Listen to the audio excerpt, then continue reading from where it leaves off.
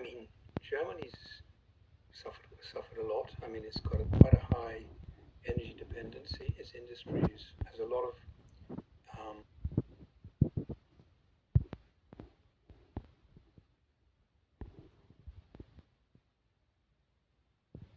Little baby.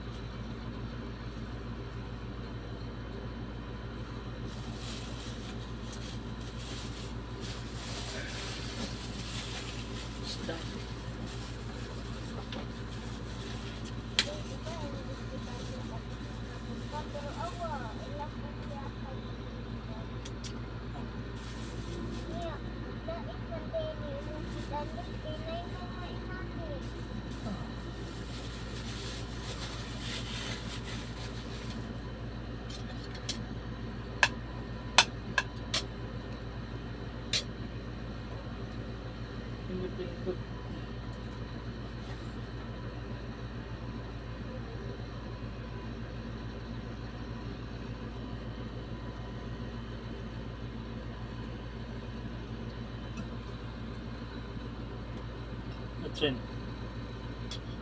Pindot ba? Ay, bay. It's in.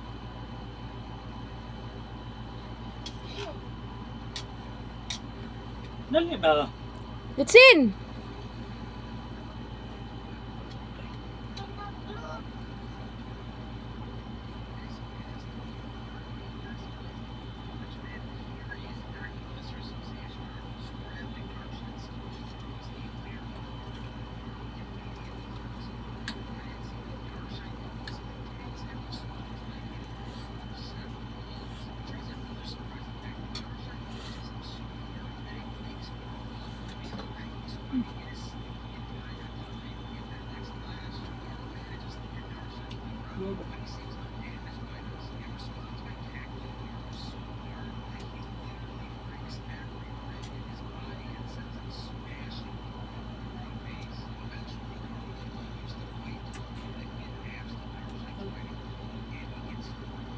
Oh, ya, ano, maayo to na.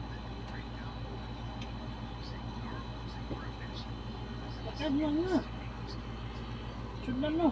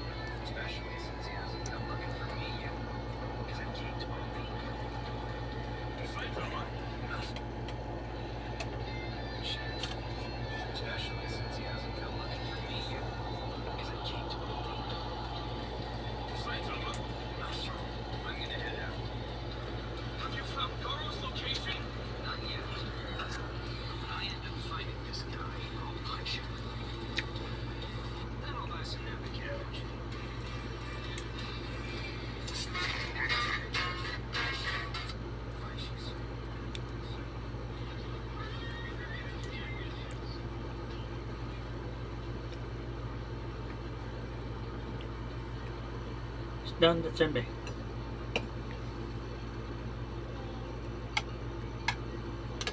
Yeah.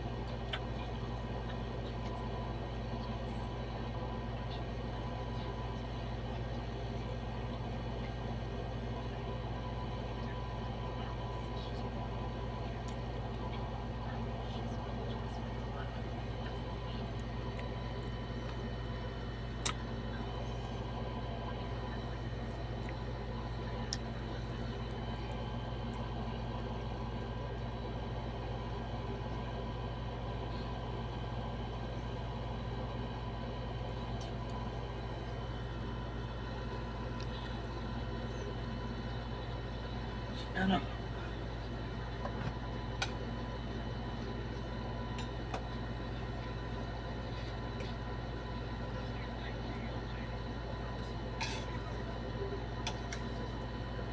Listen. Bebe.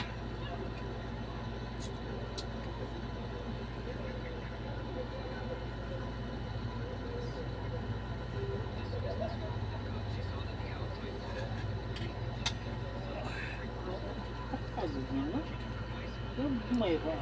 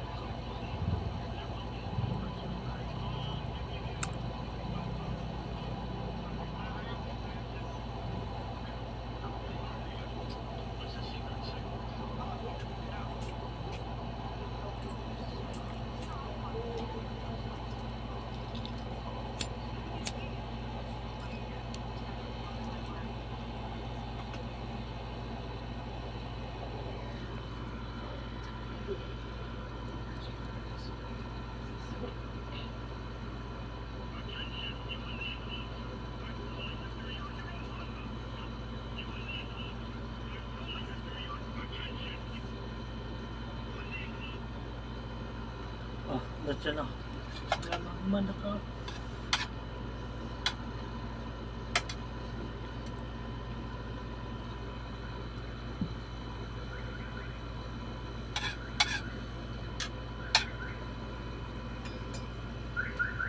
Mali. Oh. Sure.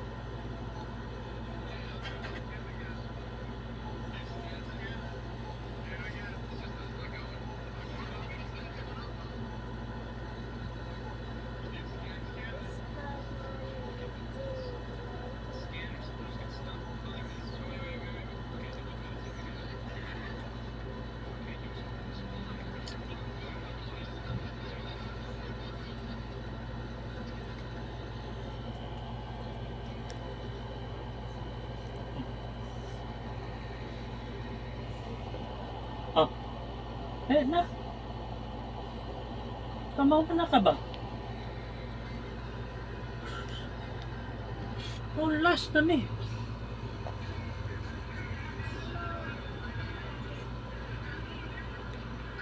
Morning! We are so happy. Ang saya-saya natin ngayon kasi Sunday, it's family time. But Litsin. this morning, yung mga Ite. bisita natin, nako, gumising talaga ng maaga. Kasi merong radyo ngayon. Siguro after our program, mamaya sisimba na sila. Yung mga bisita natin ngayon is all the way from our member benefit and assistance. They came here really early, kaya bibigyan natin sila ng napakagandang introduction. First off, our MBA Operations Supervisor, walang iba si Ma'am May P. Orata. Ma'am May, isang magandang umaga at welcome po sa ating programa. Hi Sir Ken, good morning! So good morning din sa ating mga active listeners and viewers through our Facebook Live. So good morning RMN Coronadal. So come and join us come. So listen and stay tuned on our program this morning and let's learn together with our Himsog Pamilya program. Also Sir Ken, I would like to shout out Ma'am Michelle D. Torres to our MBA staff at Coronadal branch. Wow, may pa-shoutout talaga si Ma'am May. Anong Yes. oras ka ba gumising, Ma'am May? 5 a.m. Wow, ang aga niya. Okay, hindi lang po si Ma'am May yung kasama po natin ngayon sa programa. Andito din yung ating MBA assistant dito mismo sa ating home office. Walang Wow. iba si Ma'am Aubrey May Dimarin. Ayan, isa magandang umaga, Ma'am. Sa motor? Ma'am Aubrey, at welcome po sa ating programa. Thank you so much, Sir Ken, and also to our active listener and active viewers on Facebook Live. Good morning po sa lahat. Sana mayroon po tayong magandang araw today and happy Sunday po. And we are so excited to give you some background information about Himsog Pamilya program and stay tuned and have a great Sunday. Ayan, maraming salamat po Ma'am Aubrey for gracing our radio program this morning. Anong oras ba gumising si Ma'am Aubrey? 5 po. 5 a.m. Yung tanong, anong oras ka ba natulog kagabi? Late. 5 a.m. din siya natulog. So wala siyang tulog. Anyways, I hope every one of you is ready and prepared for our session this morning. At again, sa mga bagong pasok po dyan sa ating live stream, please do share our live stream para mas marami pa po ang makarinig ng ating balita all about Himsog Pamilya Program Benefit. And marami pa po ang matulungan natin sa ating kooperatiba, maging bahagi ng ating kooperatiba para mas mapagserbisyuhan po natin ng genuine service para sa ating mga members. And I think this time, can I check your energies, Ma'am May? Ready na ba si Ma'am May? Ano bang mga paghahanda ang ginawa mo? Okay, so myself? Myself Kailangan lang. Yes, kailangan talaga nating i-ready yung self natin to start this day right. Yes, Sunday pa naman yan. Anong gagawin mo mamaya after our program? Go to church, Oh, of go to course. church. How about si Ma'am Aubrey? Yes po, Sir Ken. Let's start our day with a prayer. Prayer. Yes, Kasi of Sunday course. eh. Yes po. Oo, kasi Sunday. Nako, Yes. sige. Sisimulan na natin yung ating programa ngayon. Again, we will be talking about Himsog Pamilya Program Benefit. Ano nga ba ang Himsog Pamilya Program Benefit ng ating kooperatiba? Magkano ba yung babayaran natin? Ano ba ang mga proseso? Ano ba yung mga requirements na dapat isubmit para ma-avail yung mga benefits? Sino ba yung ating service provider? Lahat yan ay ating pakakatutukan mamaya para sa ating Himsog Pamilya Program discussion. Okay, so sisimulan na po natin. I hope you can lend some time all throughout our discussion. Okay, so yung pag-uusapan natin this morning is all about, again, Himsog Pamilya Program. Mami, can you take me back or can you take us back kung paano ba nagmula? What is the history, the rationale behind the creation of Himsog Pamilya Program back then? Okay.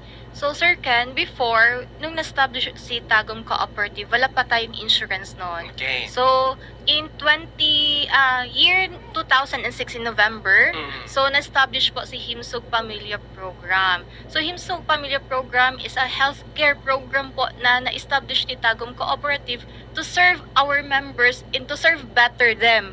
So, through our healthcare program. So, ano ba yung mga healthcare natin in case of admission? So, ito po yung magka-cover sa ating mga members, and then may consultations tayo, and thoroughly we will be discussing that on a later part. So imagine Sir Ken, ano na ba yung year natin ngayon? 2026. So 2 decades na pala nagsiserve si Tagum Cooperative through our Himsog Pamilya Program. Okay, so that's Himsog Pamilya Program. Yes po. Kasi dito kasi sa Tagum Cooperative, we always hear our members, their demands, and sa Tagum Cooperative, we recognize na merong demand, increasing demand from healthcare, and yung mission po natin, Ma'am Aubrey at saka Ma'am May, is to improve socio-economic lives. That's our ultimate mission.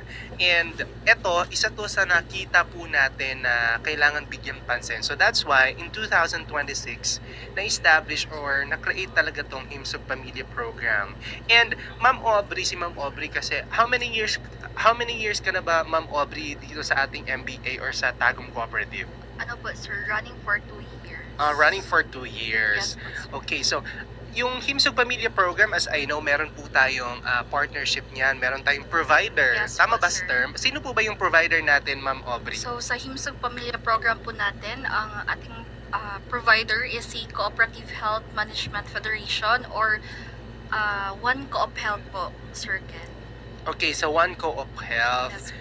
Okay, so on top of One Co-op Health, meron pa po bang ibang provider for that matter? Or ito lang po yung... Yes po, sir. Alone po si One Co-op Health.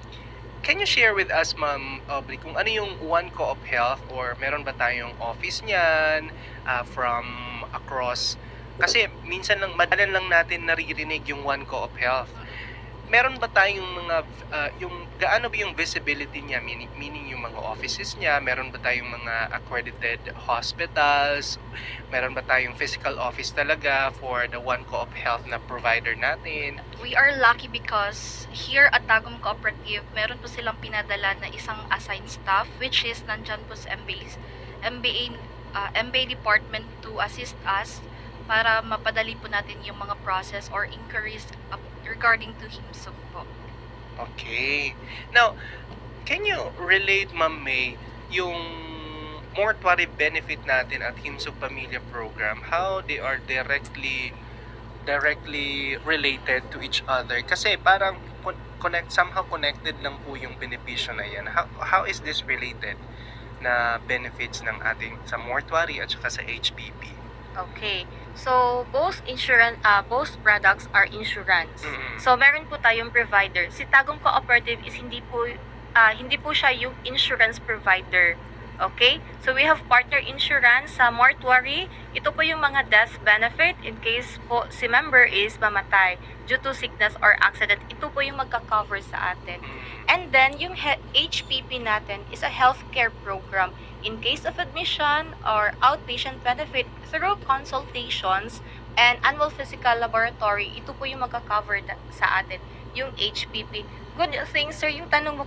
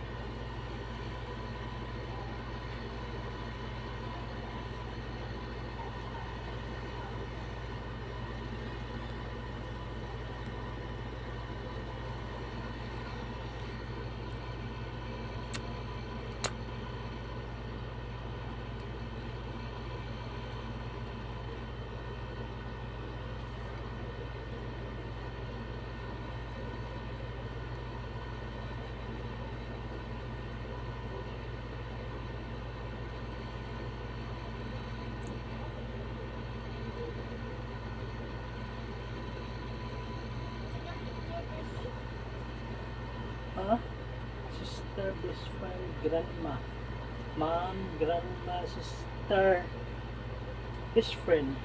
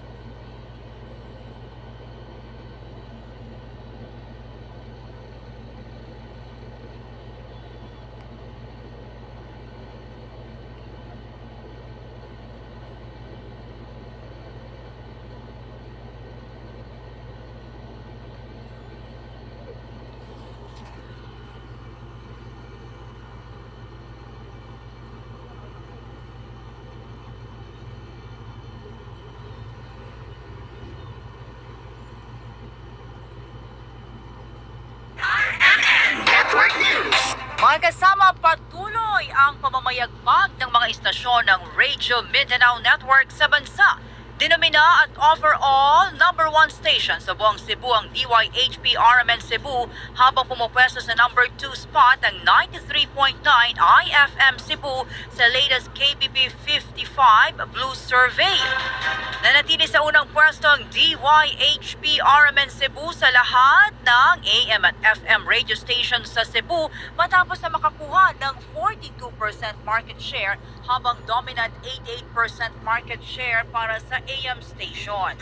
Nasa strong number 2 naman ang 93.9 IFM Cebu sa lahat ng FM stations dahilan para makakuha ng 45% network share ang RMN network sa Cebu City. Samantala, nanguna rin sa Cagayan de Oro ang kauna-unahang radio station ng RMN networks na DXCC-RMN-CDO. Ito'y matapos na makakuha ng 73% market share ang DXCC-RMN-CDO habang pangalawang pwesto naman ng DXVM 99.1 IFM-CDO na may 18% share. Bukod dito, may kabuang 14% market share ang RMN Network sa City of Golden Friendship. Ating pakinggan mga kasama ang mensahe ng ating mga radio managers mula sa Cebu at CDO. To God be the glory. Thank you so much sa mga idol for supporting IFM Cebu, for listening, for trusting. Daghan kaayong salamat, and we offer this triumph to the one above for making it happen for the team. Daghang salamat to the management of RMN, Sir Eric, Sir Rico, Sir Ike, Ma'am Erica, and the Mancom, and to my co-radio managers, co-idol sa IFM, sa DYHP, Attorney Rufil, congratulations. Kudos sa tanan. Padayon ta sa public service, padayon ta sa atuang tinud-anay nga serbisyo publiko o sa paghatag og tinud-anay nga balita o pagligaw diri sa IFM Cebu. Mapugnan pa ni. God bless, idol. Maraming salamat sa ating mga tagapakinig at tagapagsubaybay sa lahat ng program, drama at public service. Sana ipagpatuloy po ninyo ang pakikinig di lang po sa inyong mga radio, kundi sa social media through our Facebook page, RMN DCC 828. Salamat din po sa management ng Radio Mindanao Network sa inyong suporta. Again, maraming salamat po sa lahat. Isang magandang araw po sa lahat. Una sa lahat po, maraming salamat po sa mga boss natin, lalong-lalo na sa guidance po ninyo, mga boss natin sa RMN, to Sir Eric Canoy, to Sir Enrico, Ma'am Erica, to Sir Ike Canoy, and to the rest of the Canoy family. Maraming thank you po sa inyong lahat. And of course, the entire team ng 99.1 IFM News CDO, and sa inyong hard work at sa inyong dedication, this achievement po, mga idol natin, belongs to all of us. And we are so grateful for this good radio rating, and we will continue serving for even greater success in every survey year after year. And above all, maraming salamat po sa Panginoon for giving us this gift. And again, maraming salamat, RMN. To God be the glory. RMN Network News.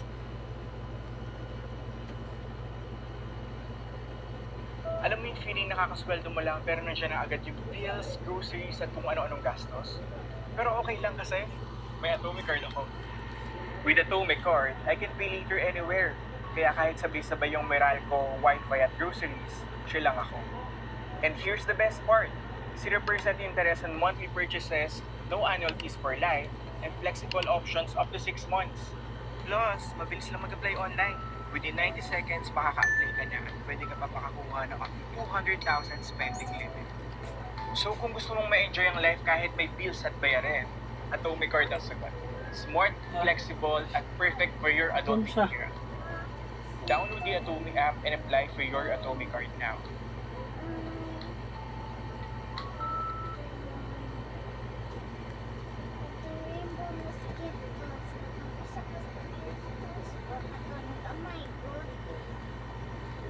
Nips?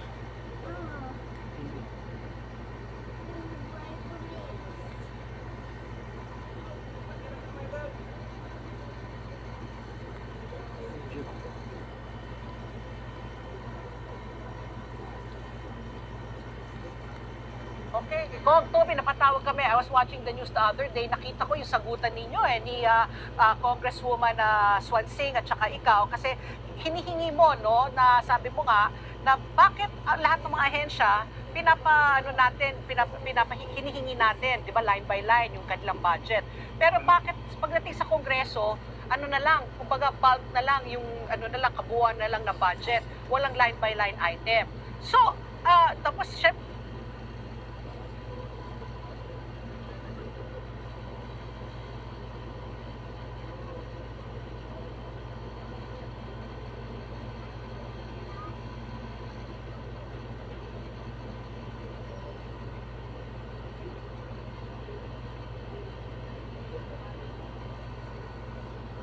welcome back.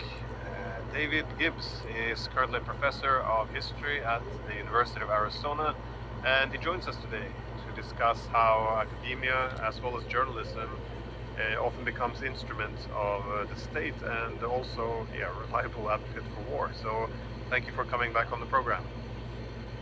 Thank you for having me, Glenn.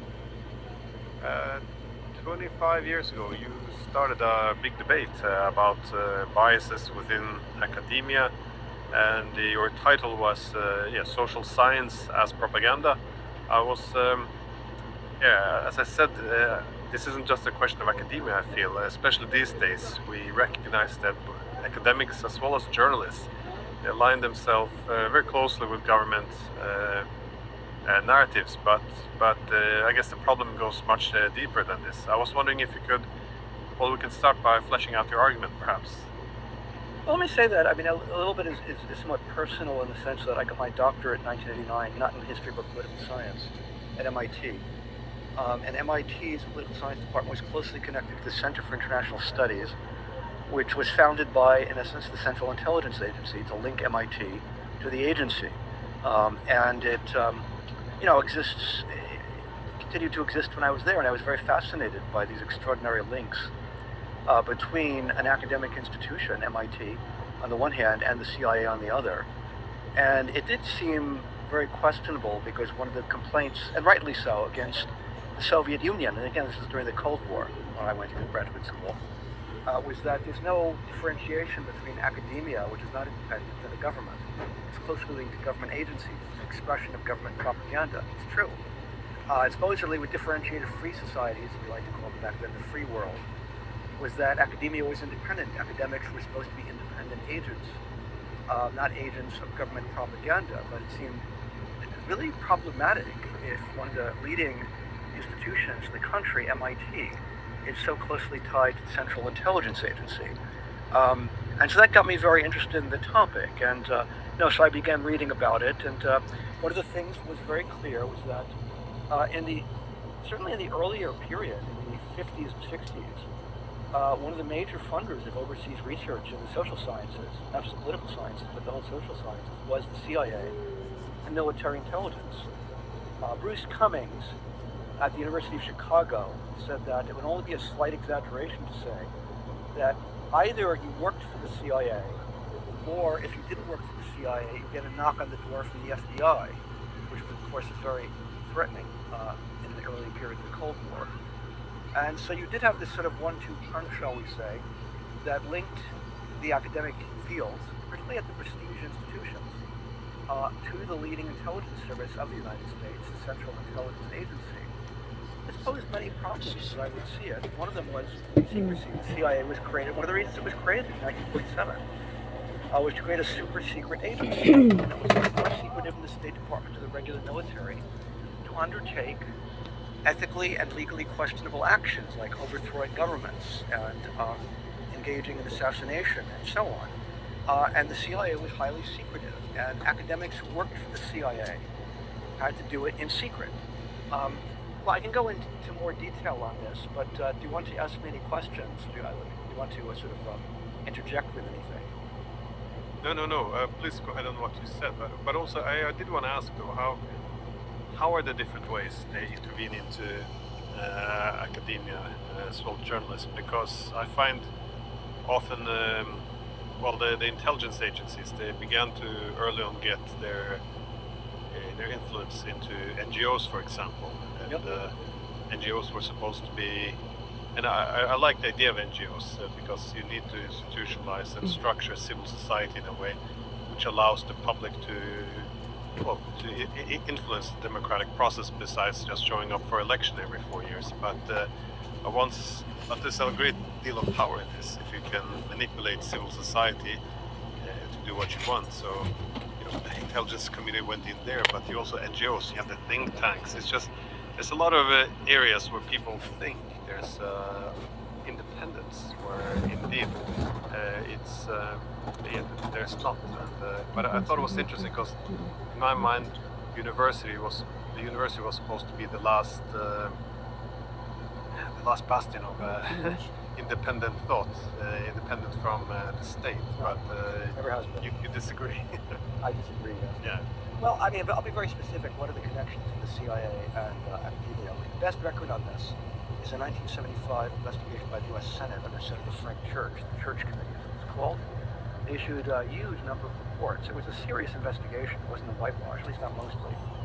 And they touched lightly on this issue, by the way, of academia. For some reason, they did not go into that detail. One thing they did go into, however, was secret consulting. That many academics, again, I think of the most prestigious academics, they went for the best, naturally, the most prestigious institutions. Why not? And they had contracts with them, and the contracts involved consulting for the CIA, where they would write secret reports for the CIA, and they were in secret. And I think over time what happened is academics would say, look, I'm a professor, I get evaluated professionally, and publishing in journals and university presses, not secret reports. Please allow me to publish this report. So the CIA said, we'll meet you halfway. Well, you publish the report if you let us edit the report, sanitize it, as they say. And so you get sanitized reports being published, basically. And also funded by the CIA. The Senate investigation found, I think the term they used was at least 1,000 books have been published with covert support by the CIA. Note the word at least, all right? So it's over 1,000. And so I'm assuming what this meant was that you could go into the library today and pull books off the shelf published by, say, Princeton University Press, by some prestigious academic, and not know it was funded by the CIA, and it was edited by the CIA in secret. The fact that it was done in secret is, again, a real problem, because you don't know it was taken out. Academics are supposed to be objective, meaning that they are engaged in a search for the truth. And they're not supposed to be partisan. You're not supposed to have conflicts of interest. It raises somewhat similar questions to the biomedical field, let us say, about academics who do research on the efficacy of drugs and are funded by the drug company manufacturing it. This is a real problem in the biomedical sciences, but at least one thing is clear. Biomedical journals have a requirement that you have to do full disclosure. If you're being funded by a drug company, you need to disclose that funding, which makes sense. You can, weigh the potential bias against the findings. That's not true in political science or the social sciences. I've never seen a journal article ever, or a book that said, ladies and gentlemen, this was funded by the CIA and edited by the CIA. I've never seen that. If it's happened, I don't know about it. And so it's done in secret, okay? In a sense, you might say it's deceiving the public that is reading these books, because they don't know about the biases, the hidden biases of the author. So I think it does raise serious ethical questions. Now, some people have done public with their consulting. Robert Jervis of Columbia is a longtime consultant for the CIA. He's a prestigious professor. I don't know where he is now. He might be retired. He was a professor at Columbia and a president of the American Political Science Association. I debated him on this issue publicly 20 years ago on a radio program called Democracy Now! And he insisted it has no impact on his research. And again, the problem again is we don't know what. I think there's always going to be influence. You're always going to be influenced by the people funding you. And the problem is it's a basic conflict of interest. Because on the one hand, if you're a political scientist, you're studying international conflict. On the other hand, you're being funded by an interested party, which is the CIA, which means that you're naturally going to be partial to that agency and probably leave out a great deal. What's very striking is when I engaged in this debate, I had done a survey of the journals. This is a long time ago. I looked at the 5 major, top political science journals that deal with international relations. Anyway, I will give I don't. They're very familiar ones. Those who are in political science, the ones you've heard of. And I looked at all the articles they had during a 10-year period from 1990 to 2000. I did not find one single article that discussed CIA covert operations to any significant extent, not one. And it's very difficult for me to believe that CIA funding had nothing to do with that. And it's a very dramatic statement that for a decade, there was no significant mention of one of the major sources of U.S. conduct in the Cold War, which is covert operations. Yes, I do think that was the direct result of CIA funding the profession. I think there was a relationship there. And I think that's one of the reasons they did it, by the way. Not only did they like the information political scientists gave, it meant they would capture the field and make sure that political science, and other fields too, by the way, did not discuss issues that were not to be discussed, like society. And this is not quite as bad now. I think about 10 years ago, this man Lindsay O'Rourke at Boston College published a book called Covert Regime Change. It's actually a pretty good book. I think there's some flaws in it, but it catalogs a vast number of CIA covert operations. and it won an award, and it's getting attention. I think that's a good thing. It shows maybe there's a little bit of balance emerging. By the way, one detail, Professor O'Rourke is a former student of John Mearsheimer, which I think is interesting. John Mearsheimer, he's a very conservative person. He's very connected to the foreign policy establishment, but he has one feature that distinguishes him. He's really very honest and is willing to stick his neck out. That's unusual, by the way. I think that the interesting perspective here is many people to this day like to believe that academics don't get shortchanged on payday by sneaky hidden fees. Get wise. that are radicals who are constantly challenging power. They're constantly, relentlessly going after powerful interests in the private sector and the government, and they're trying to tear down everything. This is nothing could be further from the truth. Academia is deeply intertwined with power, beginning with the CIA and then many other agencies, Homeland Security, the military, also the private sector gets enormous funding from the private sector, including the social sciences, which are ideologically directed.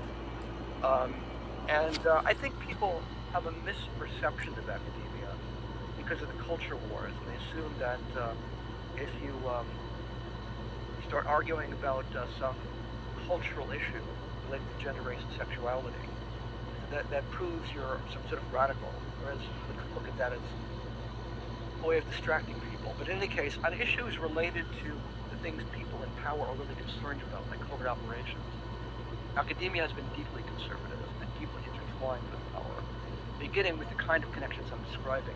I want to discuss journalism as well, but again, I want to see if you'd like to interject anything. No. I wanted to know about the journalism. Well, first I want to say, Professor Mearsheimer as well as the late Stephen Coyle, they both made the point that when they started criticizing foreign policy, suddenly all the invitations from CNN and other large news, they all stopped calling suddenly. So it is, yes. So there's obviously something there where you see the extent to which academics are accommodated in the media when they start to stray away from the public, but that's from the government. But Robert Jervis, he passed away a few years ago. Okay, all right. But I did want to ask though, in addition to how the journalists fit in here, what are the main objectives then of the intelligence agencies? You mentioned they didn't want any coverage of the covert operations, but are there other key issues there? Essentially, where they want to shape the knowledge or the information? I think in general they want the CIA and generally the major agencies of government and the whole foreign policy establishment thinks a bit more broadly than just government agencies. What they want basically is a submissive academia that will act as a mouthpiece for official policy, which is what it is. If you look at the major journals and go beyond cultural things like masculinity and foreign policy and things like that, go beyond those. It's indistinguishable from what's being said by government agencies. And things like the Council on Foreign Relations in New York, it represents power. Academia respects power. It tends to defer to power. And an issue of international relations, the major power are the agencies of the dominant geopolitical power, the United States. And to some extent, its acolytes in places like Europe.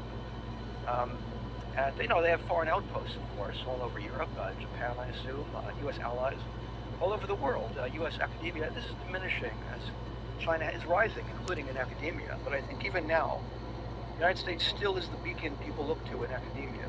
It's the center of still a lot of the prestigious PhD programs, a lot of the prestigious journals, and so on. And people look to the United States and look to American power as something they respect. And part of that is, there are many reasons for this. One of them is funding. A lot of academics are funded by government agencies.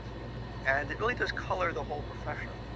On journalism, similar things happen. There was a study done by, what's his name?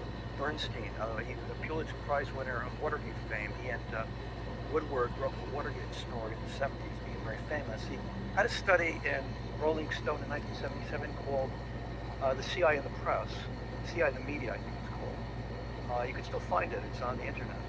And that was the most serious study I've ever seen never been seriously challenged factually about the role of the media.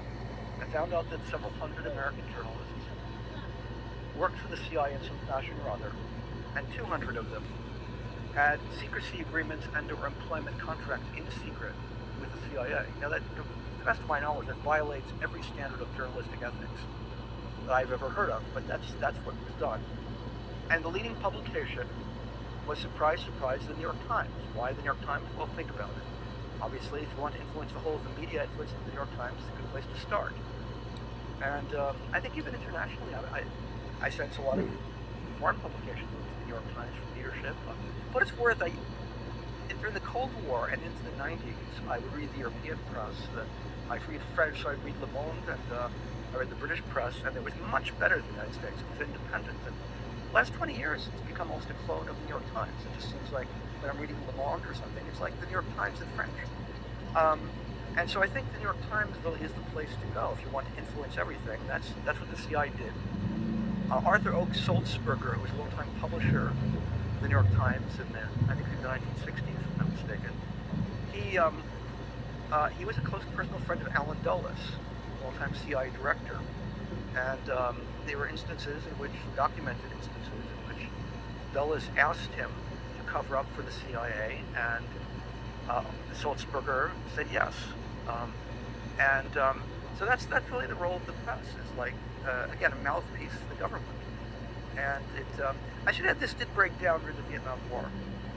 As the war in Vietnam broke confidence in government policy, but Vietnam syndrome, when the press did become much more critical, including the Times, and academia to some degree, to a limited degree, became more critical. That's the reason you had the investigations by the Senate, the CIA. That was a brief period, though, and right around the end of the 1970s, both academia and the CIA returned to their submissive role, which, as I can see, is they're still in that submissive role. It never ended. In fact, it's deepened, I would say, with the end of the Cold War. I mean, now you get former CIA directors and things being presented as experts without any consideration given to the fact that a CIA officer is trained to lie. I mean, that's what they do. That's what you're trained to do in intelligence, is lie. And that's never taken into account here. They're treated as, serious sources of information, openly so, in a way that goes even beyond what was true during the Cold War. So I would say this sense of they're all in bed together was not only true in the Cold War, it's becoming even more true now. Yeah. No, I was wondering if you saw any. Did you? Yeah, you probably followed the Russiagate time quite closely, because I thought this was an interesting time when the intelligence agencies and the media went hand in hand, and you also saw quite an interesting development. Building what you said, where you had former CIA directors and NSA directors, and they were all getting jobs at the different news agencies as expert opinions. And I thought, at least in the 70s, they had the decency to cover up of these things, but now it's all done. They're hiding in plain sight, essentially. Just put it out in the open, and then you can't get caught. It's just the CIA being an expert opinion. But did you see that during the Russiagate? Did you feel it was more overt than before? Because Russiagate was an interesting case in the sense that I think you had a series of events that I think shook up elites on both sides of the Atlantic, beginning in 2016. The first one was Brexit, and I think that was a tremendous shock in Europe, in the United States as well, but especially in Europe. And the second one was, of course, the nomination and the election of Donald Trump as president. And I think at the time he was seen as deeply hostile to NATO. It hasn't really worked out that way. He mostly has played along with the NATO war in Ukraine. But he was seen as deeply hostile to NATO, and possibly somebody who would change U.S. foreign policy in fundamental ways. And that was a tremendous shock to the American and European establishments. And I think people kind of lost their minds, damaged people's brains. They really did go crazy. And they looked for a boogeyman. They didn't want a complex answer. They wanted a simple answer. The complex answer, of course, is that the public had lost confidence in much of the establishment, and they looked for anti-system candidates. In the United States, those anti-system candidates, ironically, were two: Donald Trump and Bernie Sanders. In some ways, they're obviously very different. In other ways, they're flip sides of the same coin. They're anti-system. That's why people supported them. Bernie Sanders, people forget also, he came out of nowhere. Nobody had heard of him. He was a senator, yes, but an obscure senator. He almost won the presidency. Instead, Donald Trump won the presidency. But the establishments could not admit any fault, that they didn't do anything wrong. In Europe, they didn't do anything wrong. Nothing they did wrong led to Brexit. It just came out of nowhere. And so the question is, what caused these things? And the answer was, Russia did it. It must have been a Russian conspiracy. And so the newspapers in the United States, I didn't read as closely the British press as I had in the past, but I'm assuming they also very focused heavily on Russia, Russia interference, disinformation, the term disinformation we kept hearing, getting it. Russian disinformation was the cause of all these things for years. In the United States, they kept on hammering away at how the election of Donald Trump had been engineered by the Russians. The New York Times was filled with this. I remember initially,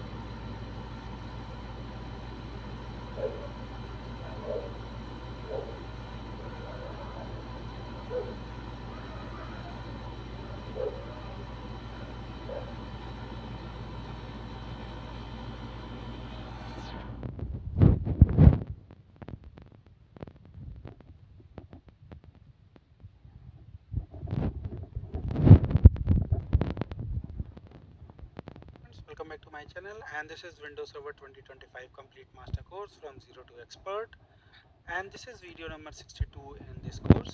So in today's hands-on lab, basically we are going to install and configure enterprise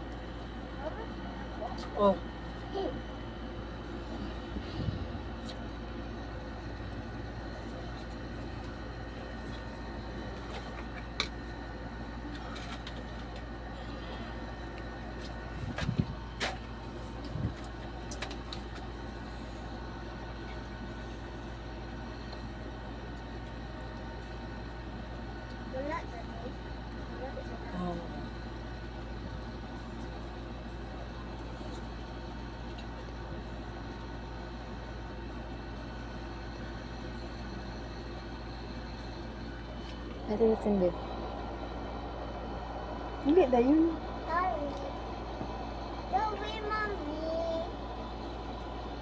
Upload. Ulit na.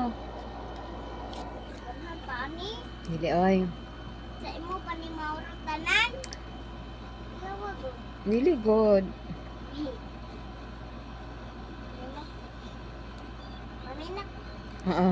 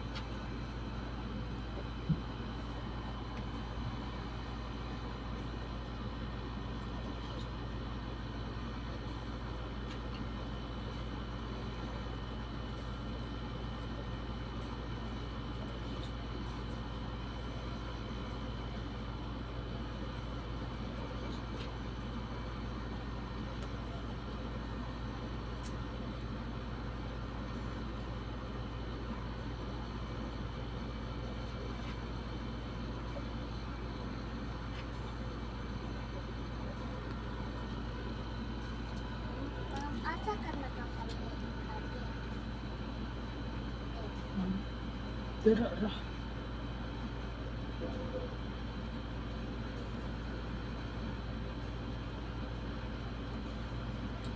Bakit ka?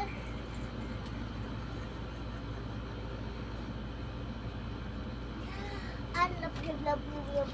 Siyempre napipit ka lang. Kaya mo ko. Ano? Ha? Tapos pa sige mo. Nilayo lang ako.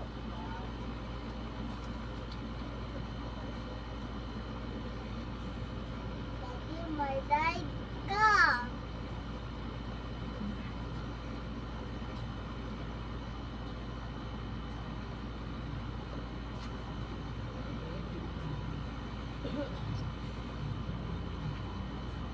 Doon ka na ni mo day.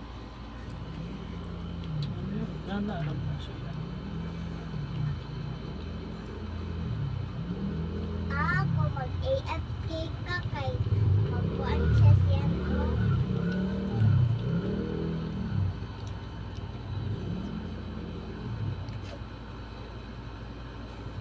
Yun siya din ang AFK. Away from keyboard. Parang magpahulit ka.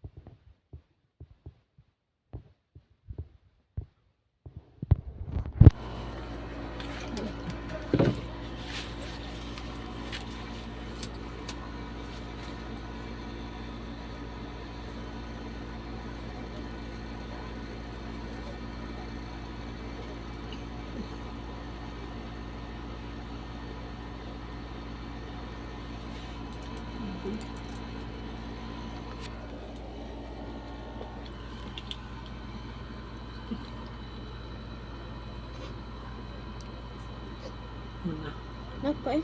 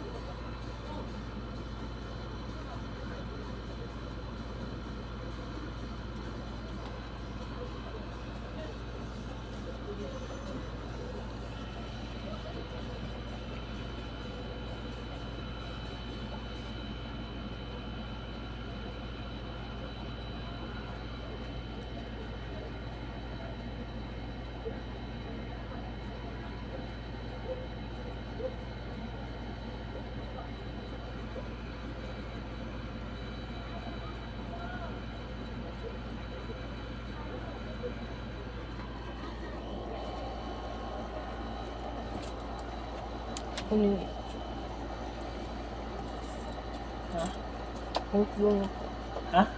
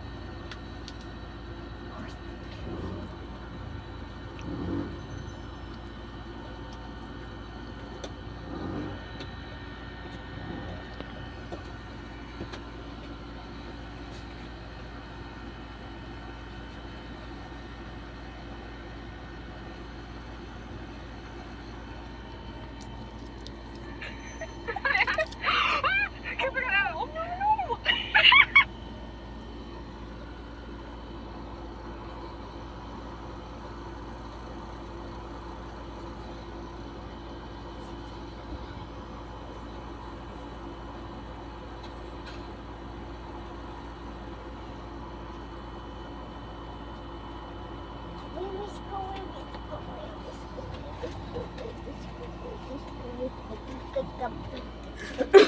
Kapit. Nay. Si Neneng Chiki sulat ako. Ano ba? Ano ba kalala siya? Ay, abin niya ako ang mama.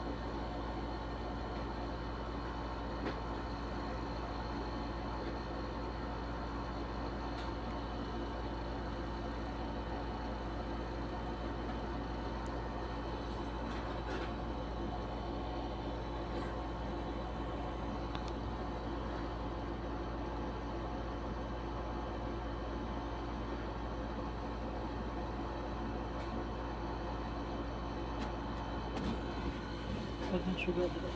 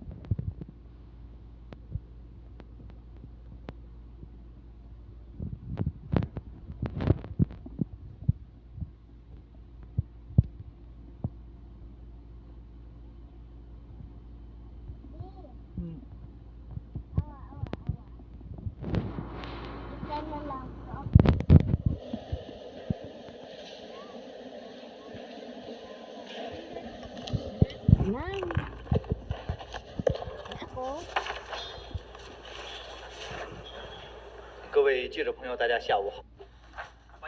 Welcome to today's MFA press conference.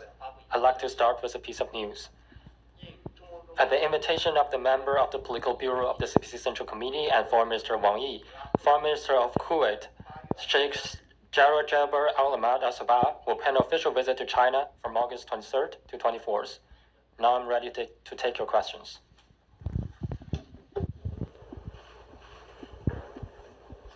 谢谢发言人，深圳卫视执新闻记者提问：8月20号，孟加拉国举行总统选。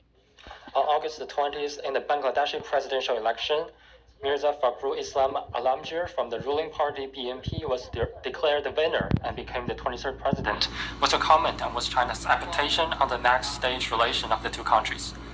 China congratulates Mr. Mirza Fakhrul Islam Alamgir on his election as the president of Bangladesh. China values its relation with Bangladesh and stand ready to work with Bangladeshi government to deliver on the important common understanding between the two leaders, promote high-quality Belt and Road cooperation, expand exchanges and cooperation in various changes, and strive for new progress in building the China-Bangladesh community with a shared future in the new era. Next one, please.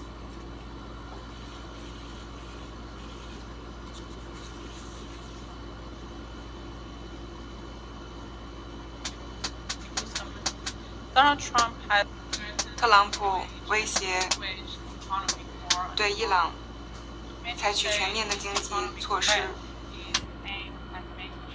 有人认为，这样的经济威胁旨在弥补特朗普在军事领域对伊战争的失败。中方对此有何评论？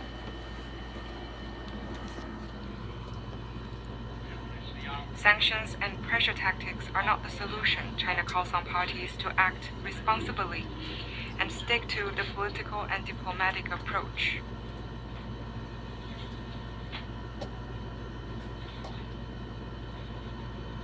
Next one, please. 谢谢凤凰卫视提问。据报道，日本 Phoenix TV, it's reported that a cross-party delegation of Japanese lawmakers will visit China next week, noting that the status quo of the bilateral ties serves no one's interest, and they hope to improve the bilateral ties. What's your comment? We noticed that some visionary figures from Japan's ruling and opposition parties expressed grave concerns over the current China-Japan relations, hoping to help bring the bilateral ties back to the right track. We urge those running the Japanese government to heed and value these voices, abide by the principles of the 4 political documents between China and Japan, and take concrete actions to create necessary conditions for normal exchanges between the two sides. Next one, please.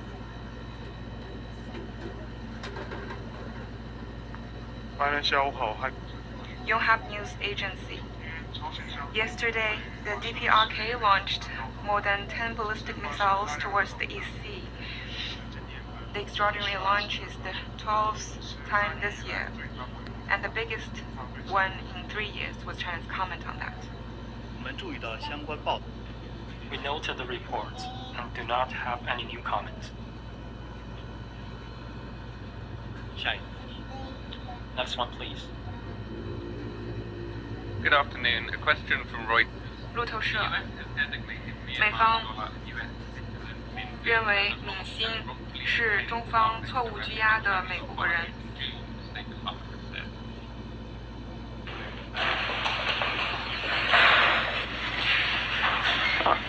Okay. Good morning, everyone. Bonjour tout le monde. I'd like to take this opportunity to update Canadians on developments in our trade negotiations with the United States. I'm going to go through why we're walking away from a bad deal and what comes next. Pendant une bonne partie de notre histoire, les Canadiens et les Canadiens ont pu compter sur des vents commerciaux favorables. Une relation stable avec les États-Unis, un accès de plus en plus ouvert au marché américain et des règles que les deux pays comprennent et respectent. Ces vents n'ont pas simplement changé de direction, le climat a aussi changé. We can't control the storm that blows in from Washington. We can, however, chart a new course by building Canada strong at home and diversifying our trading relationships abroad. Nous sommes maîtres chez nous et le partenaire par excellence à l'étranger.